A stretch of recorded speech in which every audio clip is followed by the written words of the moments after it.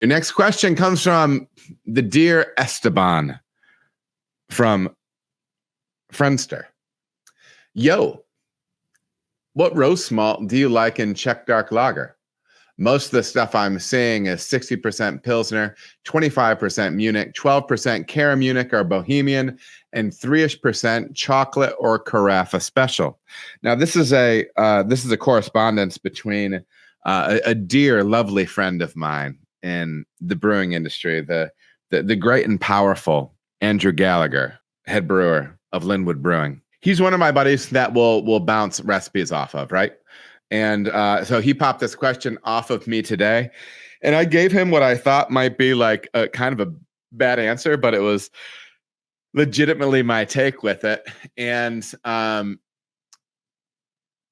going to be rebrewing the Munich Dunkel that I made at Cartridge, and I'm going to make some changes with it. I always made that beer with all the roast malt being dehusked roast malt, and I would use Carafa Special 2. I have a full brew day series on brewing Munich Dunkel over in the playlist section. So go over and check that out. It's a fun brew day. This one, my buddy is in filming me actually, and it's pretty interactive. To me, it's one of my favorite brew days. It feels most like we're hanging out making beer together. In my mind, it's one of my favorites. So, I always made that beer with dehusked, meaning that it would be less roasty, right?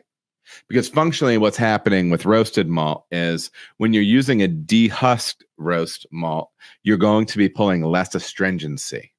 You're going to be getting color with less of the burnt astringent character that can come with roasted malts. So what Andy is really pitching me here is, he said, should I be using chocolate or Carafa Special? So should he be using a true roast malt with husk, or should he be using a huskless malt? Do I want a smoother roast character, a more subtle roast character with all the color, or do I want to go roastier with this approach? Now, to me, I pitched to him what I essentially did with this newest iteration of a beer Cartridge makes called Prost. I'm going to be brewing this next week, kind of like half batch size, so like a 15-barrel batch. And I'm really excited about it. This is going to be the first time that I can step mash a lager, which is going to be cool. I can do that. And I'm also going to be changing my roast profile on this. So notice Andy said that he wants to use 3-ish% of chocolate or Carafa Special. Husked roast malt and unhusked.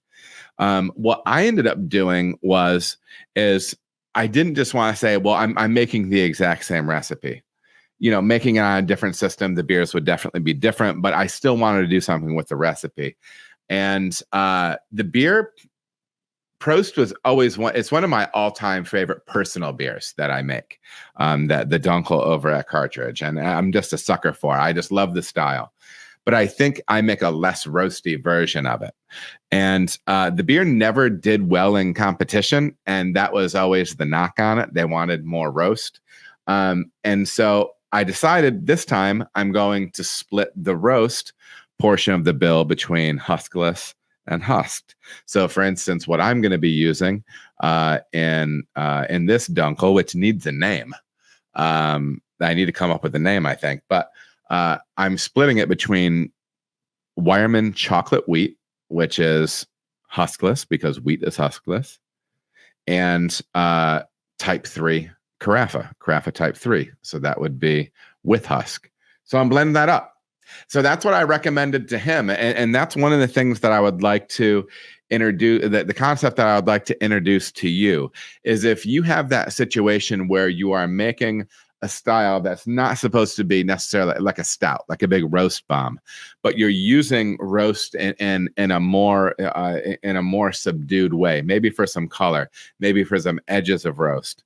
You can always go Carafa Special, so color, less flavor, less roast, less astringency. but also think about folding those two things together, right? Because there can be a middle road there too. So rather than going all husk, all unhusk, try folding those two together and see if you can pull some interesting nuance in those beers, right? If you want to feature one or the other, go for it. But that might be an interesting approach to it, a nice middle ground of actually blending that out. And that's why I suggested to Andy. And then he just went on to praise me so much in our text conversation today. And he told me like just what a great idea it was, how much he loved me, how much he misses me, how I've just made such a difference in his life. And I said, I know. So anyways, appreciate the question, Esteban. All right, everybody, thank you so much for watching. If you feel as if you got any value out of the video, please like and subscribe. There are also other videos that you can watch. They're gonna maybe be over here or over here. Appreciate you watching.